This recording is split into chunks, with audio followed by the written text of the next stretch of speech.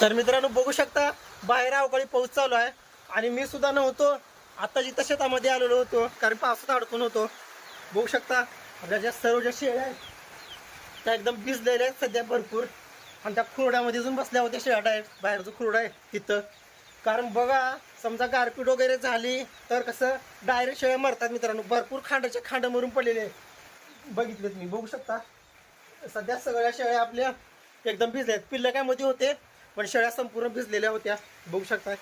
पण काही शेळ्यांच्या अंगात ताकद काही झालेलं नाही. महत्त्वाचं म्हणजे वारं वाजवून सोडलेलं होतं. बघू शकता इकडं कोंबड्या वगैरे. तर व्यवस्थित काळजी घ्या अवकाळी पावसामध्ये, कारण कसं आहे आपण जमा केलेलं संपूर्ण भांडवल जे काय आपण मेहनत केलेली असते ते मित्रांनो एका तासामध्ये नाहीसं होऊ शकतंय मित्रांनो.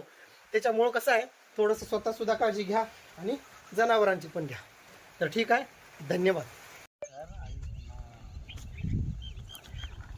अवकाळी पाऊस. तर मित्रांनो अवकाळी पावसामुळं शेळ्यांचं पिल्लांचं वगैरे काहीच नुकसान झालेलं नाही. बघू शकता आपले पिल्लं वगैरे तिकडे खेळतात. बघू शकता बोकड वगैरे मस्त नियोजन आहे. पण काल एवढा जबरदस्त वारं होतं. बघू शकता इकडे ग्रीन नेट वगैरे पडलेलं खाली एकदम, म्हणजे जवारी वगैरे आडवी वगैरे सगळं पडलेलं आहे. आणि महत्त्वाचं म्हणजे का कोंबडीच्या डब्यामध्ये सुद्धा पाणी गेलेलं होतं. आता नुकसानचा विचार करायला गेलं तर एका कोंबडीचं जे पिल्लू होतं चांगलं मोठं पिल्लू ते अंगावर बाज पडून मेलं मित्रांनो. बघा नुकसान तर होत असते, आता तितकं काही म्हणजे आता विचार करण्यासारखं नाही, कारण थोडंफार नुकसान तर होणारच आहे आता अवकाळी पाऊस म्हणल्याच्या नंतर. कारण एक गोष्ट लक्षात असू द्या, कसं आहे पावसाळ्याचा पाऊस वेगळा असतो पण अवकाळी पाऊस वेगळा असतो. अवकाळी पावसाचे थेंब वगैरे ती वारं एकतर जनावर असो किंवा माणसं असो निम घाबरतात भरपूर. त्याच्यामुळे बघा अशा पद्धतीचं नियोजन चालू आहे. शेळ्या सध्या तुरीचं गोळी खातात. अजूनसुद्धा बघू शकता जबरदस्त आभाळ आलेला आहे. अजून 1 ते 2 दिवसाचा पावसाचा अंदाज आहे सध्या. आणि बघू शकता आपले पाटे वगैरे एकदम मस्त सुका चारा खातात मित्रांनो. महत्त्वाचं नुकसान असं झालेलं आपलं की जे हरभऱ्याचं गुळी जे आपण स्टोअर करणार होतं, कालच रास चालू होती आणि त्या हरभऱ्याचं गुळी संपूर्ण भिज दिला मित्रांनो. थोडंफार आहे समजा वाळलेलं सुद्धा, पण आता म्हणावं तसं आपल्याला हरभऱ्याचं गुळी भेटणार नाही स्टोअर करण्यासाठी. आणि कडबासुद्धा म्हणजे थोडासा भिजलेला आहे भिजलेला आहे. आणि तुरीचं जे गुळी आहे ते तर आता संपणार आहे.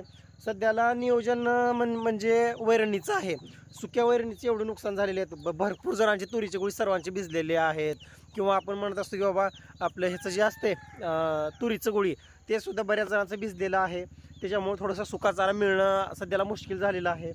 कारण कसं आहे पावसाळ्यामध्ये एकतर आता शेळ्या वगैरे आपण वाढवणार आहोत 1 ते 2 दिवसामध्ये. त्याच्यामध्ये जर समजा असं जर सुक्या वैरणीचा जर अडचणी जर आल्या तर भरपूर अडचणी येतात पावसाळ्यामध्ये. कारण एकतर शेळ्या गाभण राहणार, त्याच्यातून हिरवी वैरण, मग त्या हागवण लाग हे लाग, त्याच्यामुळे खूप मगजमारी होत असते. त्याच्यामुळे सुक्या वैरणीचं तरी आपण नियोजन लावणारच आहोत, सोडा काय होत नसते. पण कसं आहे जो हरभऱ्याचं जे गुळ असते ते इतर ऋतूमध्ये खात नाहीत शेळ्या, पण पावसाळ्यामध्ये एवढं जबरदस्त खात ना हरभऱ्याचं गोळी एकदम जबरदस्त. तुम्हाला पिल्लं दाखवतो. बघू शकताय होंडाचं बोकड किती लांबट आणि किती जबरदस्त बोकड आहे बघा.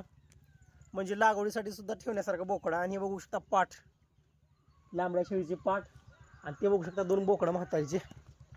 हे पा 2 बोकडं सेम टू सेम किती जबरदस्त दिसत आहेत बघा दोन्ही बोकडं. ते एकदम मस्त एकदम छान दिसत आहेत. तर अशा पद्धतीचं संगोपन बघा. तर ठीक आहे, काही अडचण असेल तर नक्की कमेंटमध्ये विचारत चला. भेटू पुढच्या व्हिडिओमध्ये. थांबू इथंच. तोपर्यंत जय हिंद, जय महाराष्ट्र.